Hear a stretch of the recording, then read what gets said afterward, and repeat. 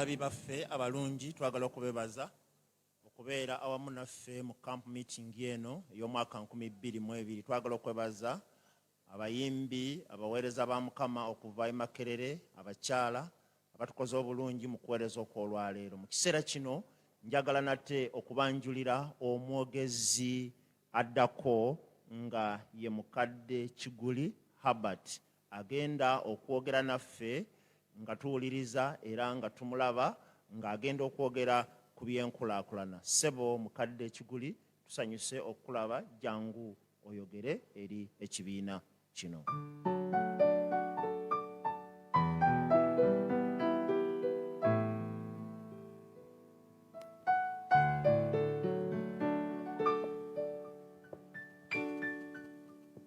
Neyanza nnyo omusumba okunyanjula abaana ba Katonda abatulaba mwenna n'abatuwuliriza eyo ku mikutu gyonna egy'enjawulo. Mukize ntwala omukisa guno okubaanirizaako mu Kristo Yesu Mukama waffe. Tweyanziza nnyo olw'ekiseera kino ekyakawungeezi era nga njagala tukozesa obudde buno okukola obuvunaanyizibwa obwantumibwa okuleeta ekyokuyiga kikwata ku byenkulaakulana. Katusabe kati tunatandika kyakuyiga. Katonda omutukuvu, tweyanziza nnyo olw'omukisa nate gw'otuwadde ate okukomawo akawungeezi ka leero okujja okubaako bye tuyiga olw'okuweereza obulungi. Jangu oyogere naffe mu kiseera kino, obuzinzi bwe oba ekitiibwa mu bulamu bwaffe okuyita mu Yesu Kristo Mukama waffe. Olunaku lwajjo akawungeezi twalina ekyokuyiga ku byokuyiga byaffe ebisatu bye tuyina mu camp meeting eno ebikwatagana ku development, nga twayiga ku kigambo ekikulu ekya church development. Era twasaabulula endowooza egamba nti bw'oyogera ku development oteekwa kuba nga oyogera ku ssente, wabula nga kikwatagana ate ne ku bulamu bwaffe obwa bulijjo era n'ekifaananyi ky'ekkanisa nga bwe kyandifaananye bwe twogera ku kkanisa ekulaakulana. Twayawula ebigambo wakati wa growth ne development. Twayawula ebigambo ebyo ne tugamba nti growth kigambo kitegeeza okukula, naye development kitegeeza okukulaakulana. Kiba kitegeeza nti ekimu kitegeeza okwala, ebintu ne biba bingi, naye mulimu element eya quality ejja ne development. N'olwekyo ekkanisa kigikakatako nga kanisa okukula okuva ku kwala ate tuteekemu omutindo, the quality bit of it. Akawungeze k'olwaleero twagala tusimbe essira ku personal development, kubanga enkulaakulana ya ssekinoomu ate yeevaako ekkanisa naye okukula. Singa tubeera n'abantu naye nga maka gaabwe tebalowooza ku byankulaakulana, n'ekkanisa esanga obuzibu okuva mu kifo weeri okugenda mu maaso. Njagadde tutandike n'olunyiriri oluli mu Lukka essuula ya 2 olunyiriri lwa 5-2. Lukka essuula ya 2 olunyiriri lwa 5-2 waliwo ebigambo bino. Bigamba nti awo Yesu ne yeeyongerako amagezi n'okukula ne mukisa eri Katonda n'eri abantu. Olunyiriri luno olina kye lugjayo. Kyangu nnyo omuntu okukula naye ng'ebintu ebimu abirese mabega. Naye Yesu Kristo yakula mu dimensions 3, yeeyongera mu mubiri. Kyangu nnyo okubeera ne mutabani wo ng'alabika bulungi munene naye ng'ate talina wisdom, si mugezi, amagezi go ng'agalesewa mabega. Nti ate ne favor eya Katonda naye nga tagirina. Ebigambo bino bisatu eri omukulisaayo bimukakatako: growing in stature, in wisdom and in the favor with the Lord. Ate n'eri abantu bateekwa okuba nga nabo bawulira bakwagala. Omukulisaayo ayogera ku development ateekwa okuba nga ebintu bino byonna abikwataganya. Abakugu era mu byenkulaakulana boogera ku indicators 3 oba 4 eziraga omuntu nti waliwo okukulaakulana. Ekisooka bwe buyigirize oba obukugu, skill, omuntu oyo byalina. Ayinza okuba nga si muyigirize naye ali skilled. Bintu bino byanjawulo, okubeera ne education, olina diguli ne diploma naye nga skill tolina, nawe waliwo obuzibu. Characteristic eyokubiri yey'obulamu, obulamu bw'omuntu oyo. Omuntu oyo mulamu, obulamu bwe mubulaba bulamu, kikulu nnyo. Bw'aba nga yeetooloddwa endwadde oba ebyo ebinaamuleetera okulwala, wabeerawo okweraliikirira eri omuntu akola ku byenkulaakulana. Ensonga eyokusatu yekyo emirimu, kiki kyakola. Omuntu ayogerwako nti akulaakulana ateekwa okubaako n'ekyakola. Employment, ng'alina kyakola, si kugamba nti asiba ettaayi ng'ono gy'asibye, naye ng'alina kyakola, omulimu gwe mwajja ekigulira amagala eddiba. Employment kikulu nnyo. N'ekirala, omuntu era akulaakulana ate twagala okulaba entunuulira egyalabamu ebintu ku nsonga ya genda. Abakyala n'abasajja, ye omukyala amutwala mu kifo ki mu ndowooza ye, amulaba nga wa muwendo era ng'alina ekitundu mu kulaakulana. Okulaakulana okukwe oba okw'ekkanisa oba organization, futures ezo ziraga kye tuyita okukulaakulana eri abakugu mu byenkulaakulana.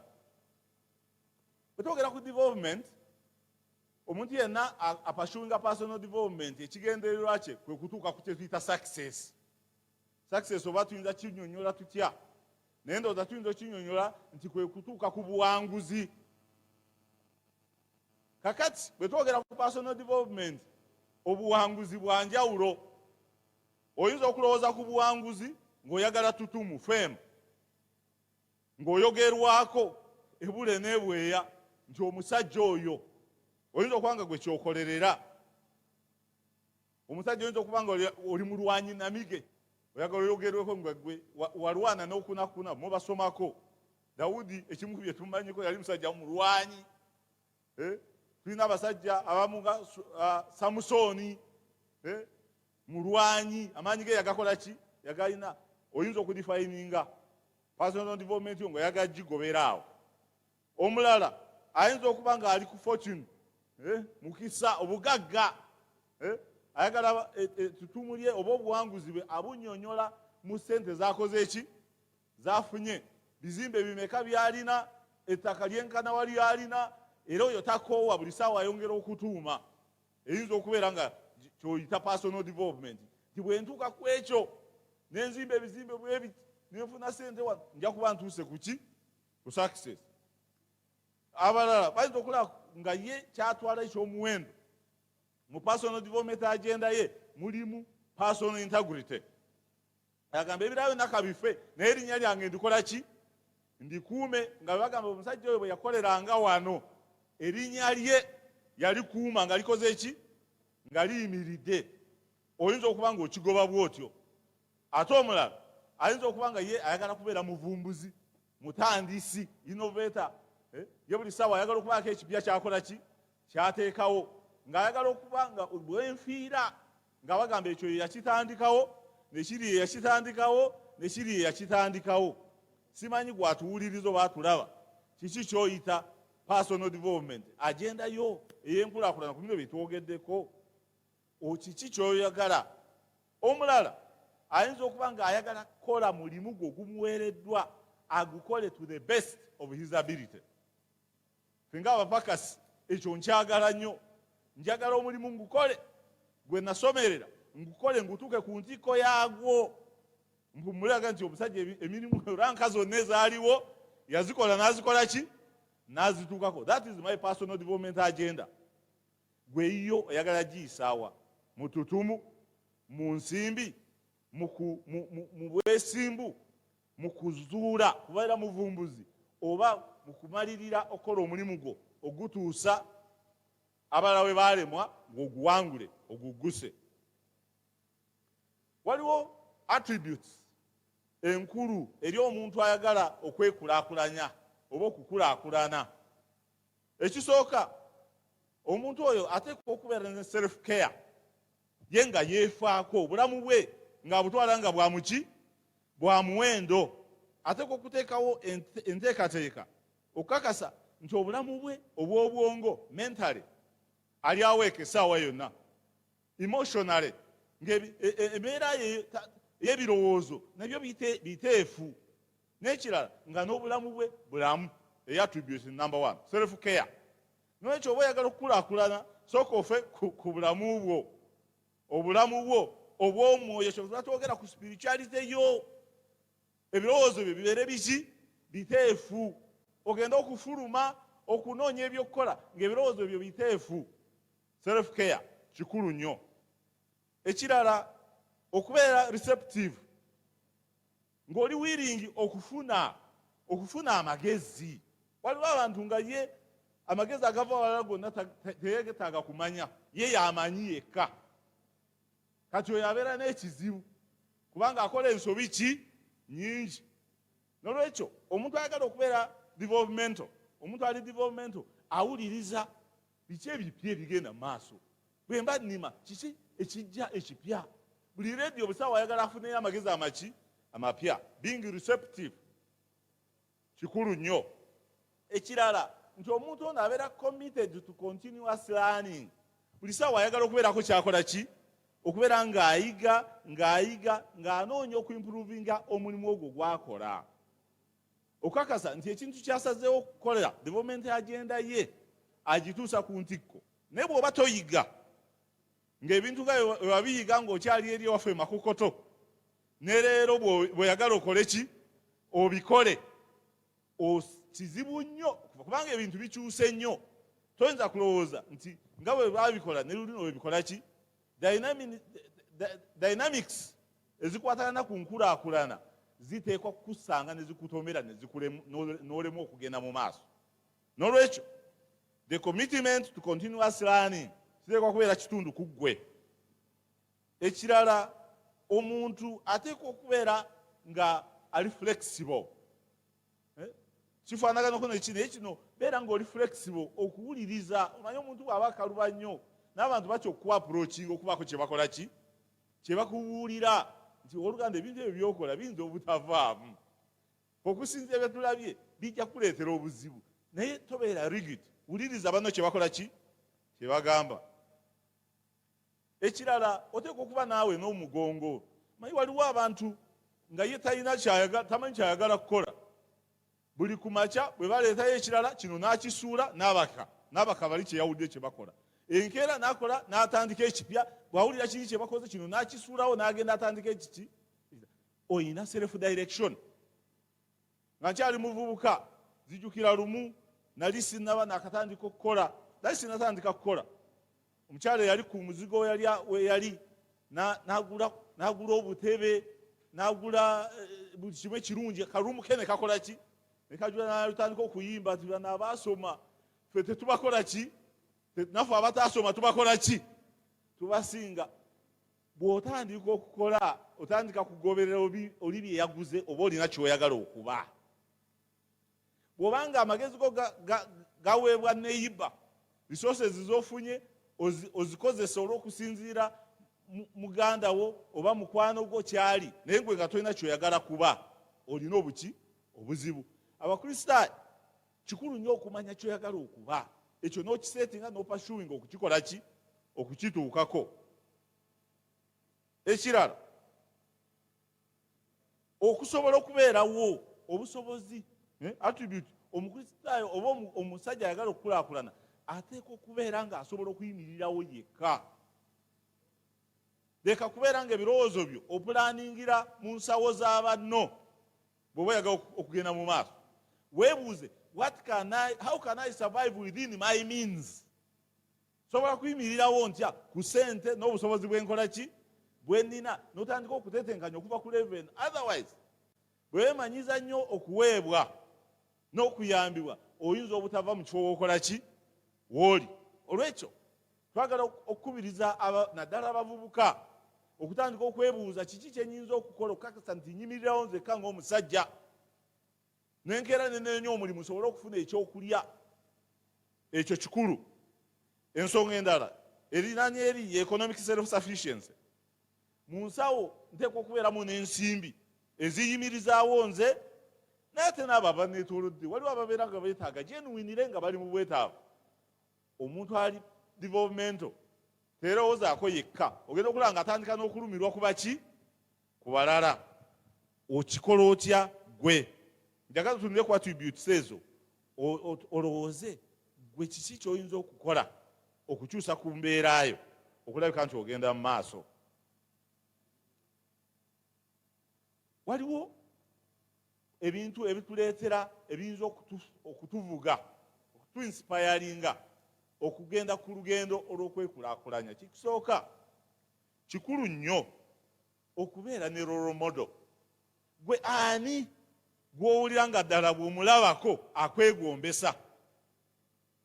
Omuvubuka ali endaba, omwami ali endaba, omukyala, gwe ani gw'otunulako naye nga bw'omutunulira nawe akola ki? Akwegombesa. Kikulu nnyo okubeera ne role model kwotambuliza obulamu bwo mu level okubira ddala ku by'omwoyo. Oli mukristaayo naye tolina kyakulabirako mu bya mwoyo, tolina mukadde gwe weegomba, tolina musumba gwe weegomba, tolina waluganda gweokola ki, gwe weegomba. Noga nti amaka ago singa nange gange gabadde bwe gatyo, then kiba kitegeeza nti osobola okugenda ku path esobola okugakola ki, okugatuukako. Ensonga endala, waliwo abantu be wali osomyeko oba be wali olabyeko, ba public figures abakusanyusiza nti nange singa nsobola okubeera bwentyo nja kuba ntuuse ku kyeŋŋendako. Ensonga ezo twagala tuzitunuleko, naye twagala twembakinge ku development agenda, personal development agenda. Bw'oba onootandika, ekisooka ebintu bye tukola mu organization byandibadde bisooka ku muntu ssekinoomu. Muwulira vision, abantu muwulira nti vision ya ministry, vision y'ekitongole kyaffe. Naye gwe ng'omuntu olina vision, kiki ky'oyagala okuba gwe ng'omuntu ssekinoomu? In 10 years, in 5 years, what have you set out to be? Kubanga buli otobeera na nteekateeka gy'oyagala okuba, buli kijja ky'okola, buli kye bakuleetera ku mmeeza ng'okibuukira, buli kye bakulagirira ng'olowooza kituufu, kubanga tolina vision. Nolwekyo omuntu yenna ayagala okwekulaakulanya ateekwa okubeera mu birowoozo bye, weewaawo ne ku lupapula mu buwandiike, ng'amanyi ky'ayagala okuba. Set out ku biri bye twasooseeko, kiki ky'oyagala okuba? Oyagala kubeera watutumu, oyagala kubeera mugagga, oyagala kubeera inventor, oyagala kubeera mukugu, recognized mu baluwa, oba oli musomi paka PhD professor, kiki ky'oyagala okuba? Set that vision and pursue it. Ekirala, abantu abasinga balowooza nti tuyina vision. Kibi nnyo okubeera ne vision naye ng'ogiseetingira ku muliraano awo twakyogeddeko, kubanga omuntu omulala katwala ekyokulabirako. Nelson Mandela senga bakugambye onyonyole success ye, oyinza okumunnyonnyola kimu. Yalwanyisa abakabbulu n'abeera mu kkomera emyaka 27 n'avaayo nga tafudde. Ekyo kimu. Ekyokubiri, najja afuga ensi esinga obunene ku African continent. Ekyokusatu, n'awangala emyaka 92. Yes, omusajja oyo yali successful, naye ye bwe yali ennyonnyola kye yayita success ku ye, yagamba ebigambo bino. Yagamba nti when a man has done what he considers to be his duty to his people and his country, he can rest in peace. I believe I've made that effort, and that is therefore why I sleep for eternity. Agamba nti senga omuntu akola ng'awulira ng'akoze kyalowooza nti gwe mulimu gwe oba obuvunaanyizibwa bwe eri abantu be n'ensi ye, asobola okuwummula mirembe. Nzikiriza nti ekyo nkikoze, olw'ekyo ndi mukakafu nti nja kwebaka okutuusa ku lunaku olw'enkomerero.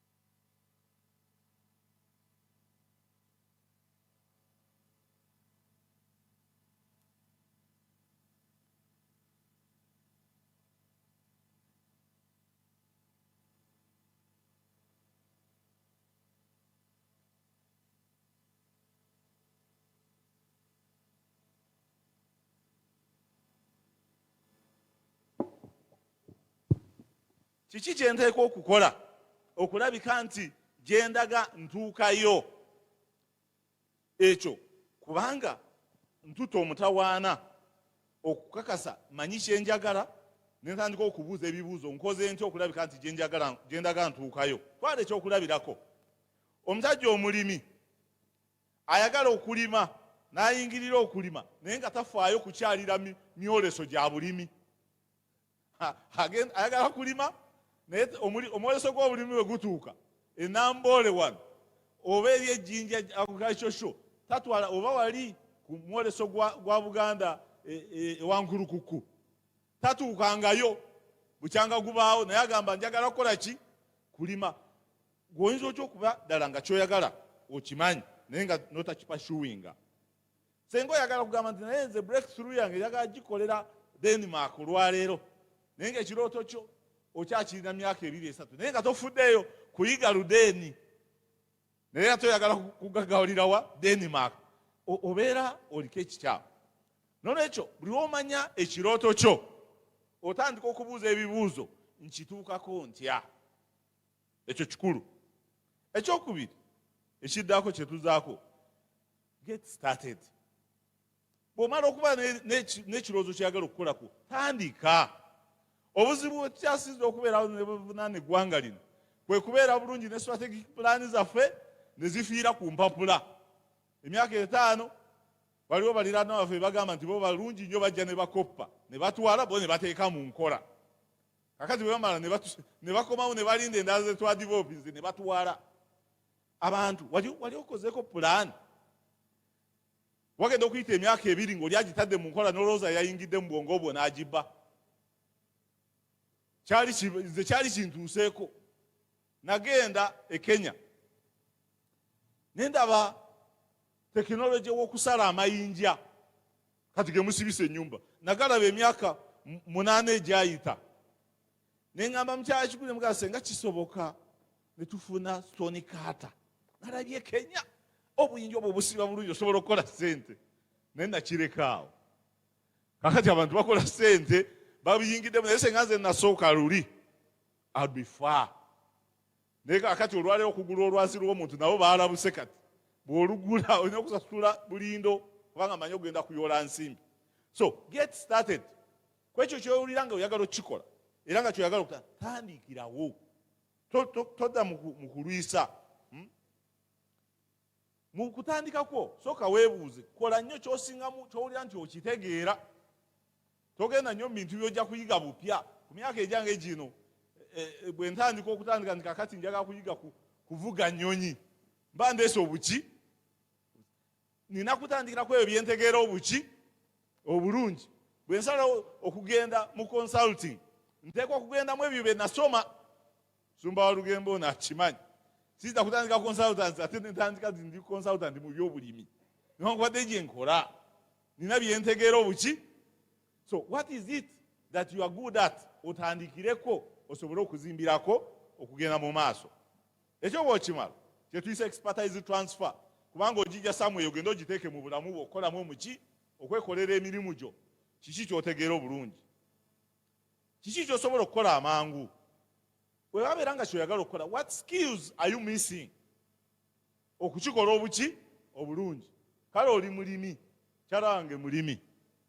Naye ekibuuzo kitandika okubuuza mu ye bukugu ki bwe ngenda okukozesa bwe sirina ngende mbufuna waki awalala. Bwe kiba kitegeeza kuŋŋamba nti omukyalo omulimi omulungi ali Masaka kangende mukyalireko ndabwe bwe babikola ki bwe babikola. Then I come back. Kyona ekikulu nnyo okumanya what gaps. Emirundi mingi tukola nga bwe tugwa kubanga tetumanyi bwe tubikola ki ebintu bwe babikola.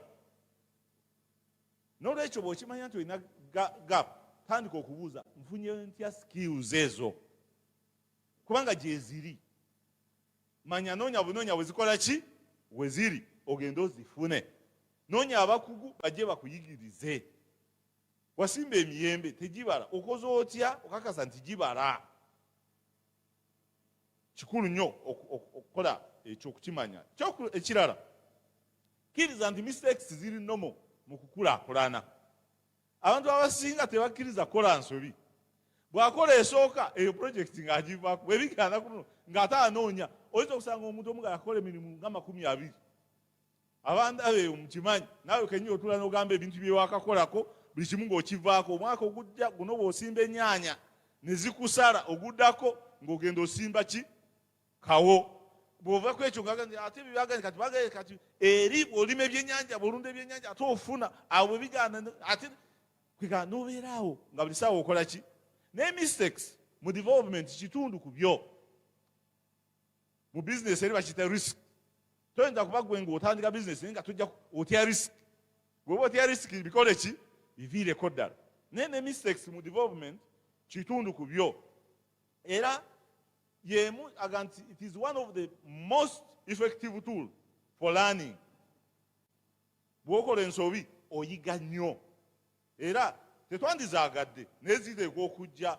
era bwe zijja kitwale ng'omukisa ogw'okukola ki ogw'okuyiga omusajja omulimi oli mu bayibuli mu Luka essula ya 13:8 omulimi yayagala okutemawo omuzeyituuni omuzabbibu naye nga agusimbi agulinze ebbanga n'ebbanga tegubala agulambula tegubeerako bibala naye kangukole ki kanguteme but who knows yali akoze ensobi eziwerako ono yali alabiranga mukama we togutema gweyo omukisa omwaka gutya gumu ngutemerere okwetooloola nguteekeko n'ebiki n'ebigimusa tulabe ago magezi soka weebuuze what went wrong with my business kyenkola kiki ekyawabye kyenetaga okulongoosaamu nsobole okugyamu kyenkola ki kyenjagala omusajja ono omuti yaguwonya kubanga yalowooza nti alina kyayinza okukolawo gwe tolina kyoyinza kukolawo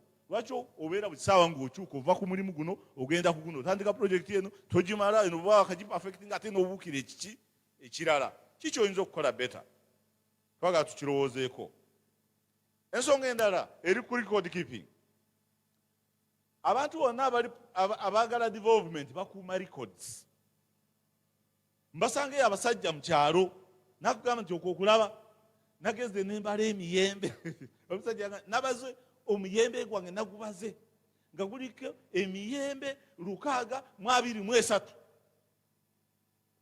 natandika okujja ekalamu nakubalema nti omuyembe buli muyembe bwe nagutunda ekitono nnyo siringi 3 ninamu emitwalo gyange 21 ekikolo ky'omuyembe kati buli muyembe gwe ng'agukola ki ng'agumanya ekyo kirungi kubanga ekisooka lwaki wandikuumye record oyagala okumanya progress towards your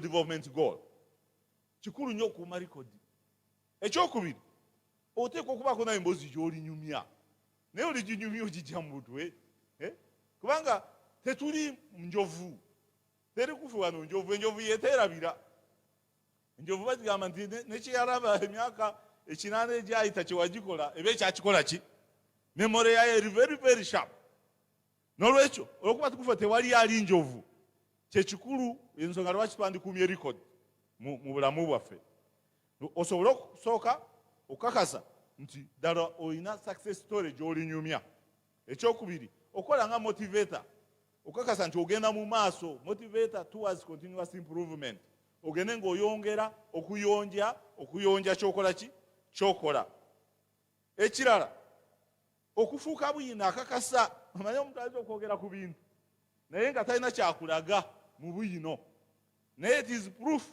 that you can do what you say you are able to do buyino mukulu nnyo ekirala yekya monitoring emirimu gyonna tuteeka okukola emirimu nga tulina obusobozi obumonitoringa naye oba tewali kodinga tolina bwosobola kumonitoringa progress enjuki zino twaziteekawo ng'ennaku z'omwezi bwe ziti okusinziira ku ezo emyezi 6 ziteekwa okubeera nga zikungulwa bwe ntuuka nga wabula omwezi gumu nenkeberako bwe ziwera omwezi 6 neŋŋamba esala yakukungula bwe ziba tegizitandika okubuuza ebibuuzo lwaki tezaateekamu mubisi nga bwe bansuubiza mu myezi emeka 6 emiti gino ngisimbye gya myaka 15 bwe gituuka bwe giti gyandibadde gifaanana gitya monitoring so twagala tweyigirize okukuuma likodi ng'abakristaayo. Yonna gy'oli yiga okuwandiika newankubadde ng'oli mu kyalo. Yiga okukola ki? Okuwandiika. Ekirala kikulu nnyo okukola reflection ku progress yo. Wa otuuseewa? Kituufu nnyo tuula oriviewinge ku goals era obeere ne honest assessment. Nze ne mukyala Kiguli tupulaninga tuli bantu ba planners, tubeera ne strategic plan ya myaka 5. Era luvannyuma emyaka 5 tutuula ne tukola review ebintu bitambudde bitya. Naye wakati awo era tujja tukola interim review, ebintu bigenda bitya. Ku nkomerero waliwo ebivaamu.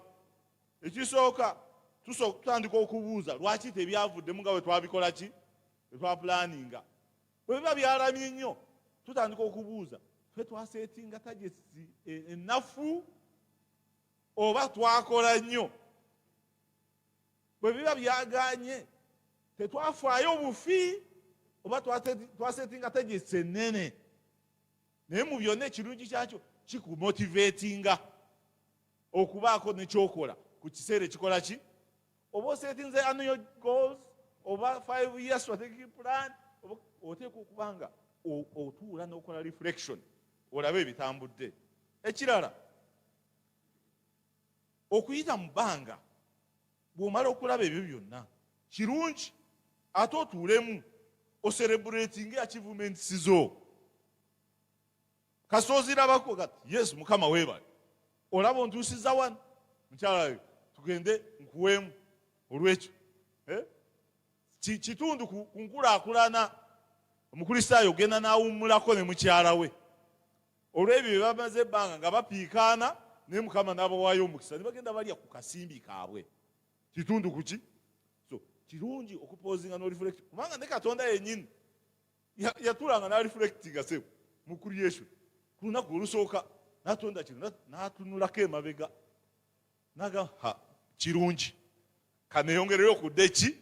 Detu kino kyawedde. Naye gwakola bukozi nga totunula amabega, totuulamu kupoozingamu kwaseesinga by'okola, gwe waba otya. N'olwekyo ng'abakristaayo kikulu nnyo okutuula twekolengamu assessment, tukole review mu ebyo tubadde tukola, era tunootinge ebiteredde n'ebitakoze eki n'ebitagenze bulungi. Biki bye wandifuddeyo ng'omukristaayo ng'oli ku development agenda yo?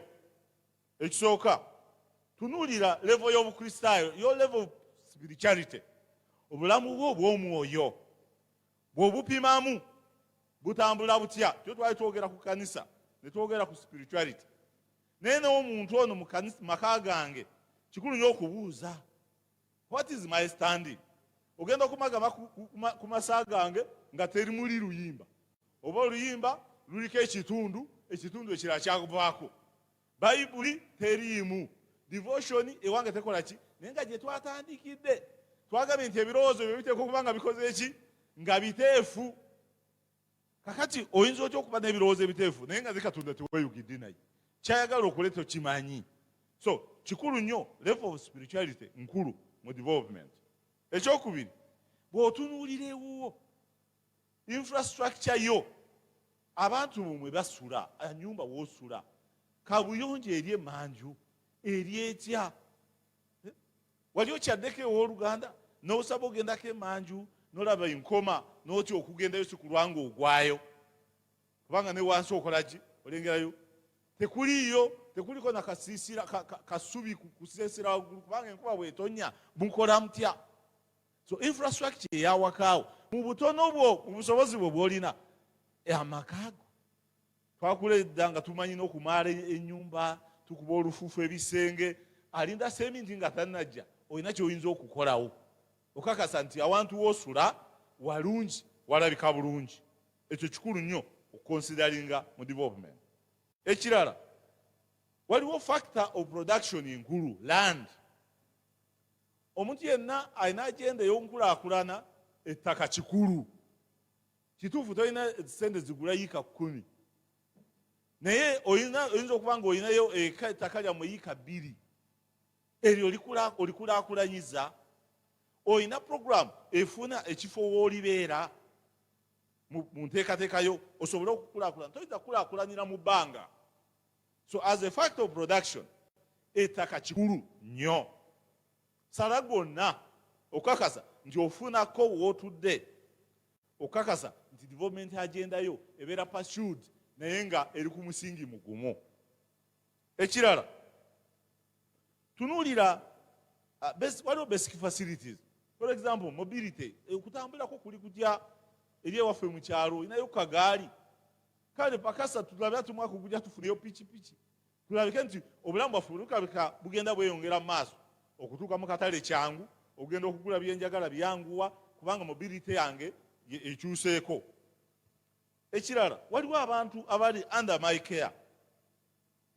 The people under my care nabo mu personal development nteeko bazingiramu. First of all, concern yange, their commitment to God. Bafaayo ku bya Katonda, basaba. Bwe sibaawo n'omala otambula, devotion bagitunulako oba balinda lw'olidda. Ebyo bibuuzo biki? Gwe oli committed kyenkana okukakasa nti abantu b'olabirira balina skills. Obaleze okukakasa nti bafunayo obukugu bwe banaayimirirako mu future. Ensonga endala, viability engagement. Ekyo kyokolako kiri viable. Abantu bayinza okukeera mwaka ku mwaka naye ng'obulamu bwe tebukyukako naye n'alemera ku kyakola. Ekintu kyokolako bw'otunuulira eka, bw'oddayo buli lunaku ne mulya ze wapakasizza, n'enkeera n'oddayo ne mulya ze wapakasizza. Are you really on the right path to your development agenda? Okakasa nti ekkubo ly'olimu lyetuufu ku kukulaakulana kwo, oba oteekwa okukyusa ku ekyo kiveemu. So viability y'ebyo bye tukola, kiki kyokolako, mikisa kigolaba bulimu essuubi, era gw'owulira osanyuka okukola ekyo kyokola, buli lunaku ng'oddayo ng'owulira olina viga ne ku makya ogolokoka okuddayo, oba okola lwanaakola ntya. N'ekirala ye standard of living, obulamu, embeera yo ey'obulamu obwa bulijjo, omutindo gwo eri etya. Osobola okulabika nti oli ku level etandika okulabirira abantu basanyufu, musobola okwambala bulungi, abaana bo ne bambala bulungi. Ekyo oteekwa okukiraba nga tukiraba mu ggwe bwe twogwera ku muvubuka bw'omusajja akulaakulana. So njagadde tuwunzike olw'obudde bwaffe nga tuwunzika ku nsonga zino wammanga. Ekisooka nti Yesu bw'atuwa ekifaananyi ng'akula, teyakulanga mubiri, yakulanga mu mwoyo ne mu magezi ne mu feva. N'olwekyo omukristaayo ateekwa okulabika ng'alina feva eri Katonda. Naye kitandika na bulamu bwe obw'omuki? Obw'omwoyo.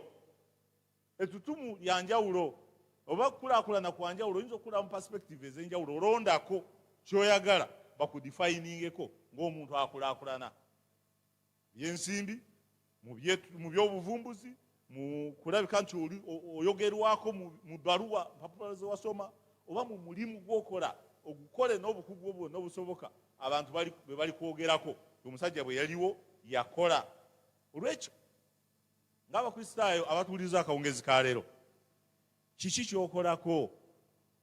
Personal development etandika naawe, era obuvunaanyizibwa buli ku ggwe, tebuli ku muntu mulala yenna. Naye bw'oba oyagala tandikirawo olwaleero ku ekyo kyoyagala okukola. Funa obukugu bw'oteekwa okufuna, ate bw'oba olinawo gap noonya gye buli. Kola ekyo ky'osinga okutegeera, leka kuvumbula by'otomanyiiko ng'ate n'emyaka gikukoze ki? Gikugendako, tetukyalina budde. Naye buli ky'osalawo okukola kikole na mangu, kikole n'amagezi n'obukugu. Naye okusinga byonna obulamu bwo obw'omwoyo bwe bunaatereera n'ebirala bijja kuba bulungi. Nsaba Mukama atuwa omukisa. Nga tufundikira, njagadde tusome olunyiriri lwenna gye mu Bakolinso ekyokubiri essuula 9.